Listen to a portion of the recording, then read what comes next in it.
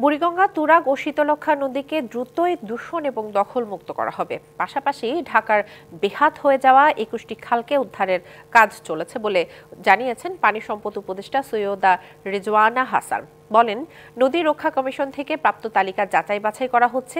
একই অনুষ্ঠানে নৌ পরিবহন উপদেষ্টা brigadier general M Sakhawat Hossain বলেন, উন্নয়নের নামে খালগুলো ভরাট করায় সামান্য বৃষ্টিতেই জলাবদ্ধতার সৃষ্টি হচ্ছে।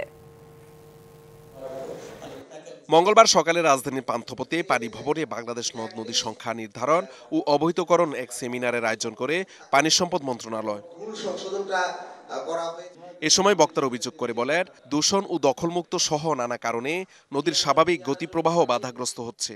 খাল আর নদীর মধ্যে একটা আলোচনায় অংশ নিয়ে নৌপরিবহন উপদেষ্টা এম সাখাওয়াত হোসেন এর জন্যই উন্নয়নের নামে খাল ভরাটকেই দুষলেন। বৃষ্টি হলে জলাবদ্ধতা হয়, কারণ উন্নয়নের নামে খালগুলো ভরে সেখানে ড্রেন করা হয়, হুইচ ইজ নট সাফিসিয়েন্ট। এরকম প্রায় প্রতি শহরে। বুড়িগঙ্গা নদীর ভিতরে যে আপনাদের কত বছরের পুরানো ড্রেজার পড়ে আছে, সরিয়ে ফেলেন, কারণ নদী দূষণ হচ্ছে, প্লাস ওখানে পলিমাটি পড়তে পড়তে ওখানে চর হয়ে যাবে।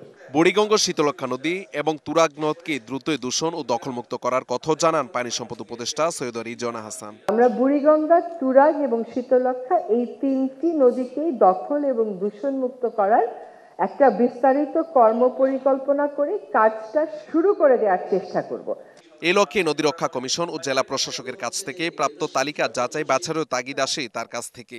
নদীর তালিকাটা আমাদের সঠিক করে করতে হবে, এটাই হচ্ছে বিষয়। এখন নদী রক্ষা কমিশন যদি বলে যে এই ২২৪টা নদী তারা একটা রেকর্ড ধরে করেছে, তাহলে আমরা ডিসি মহোদয়দেরকে বলে দিব ভেরিফাই করে এগুলো ইনক্লুড করে আমাদেরকে পাঠিয়ে দিতে।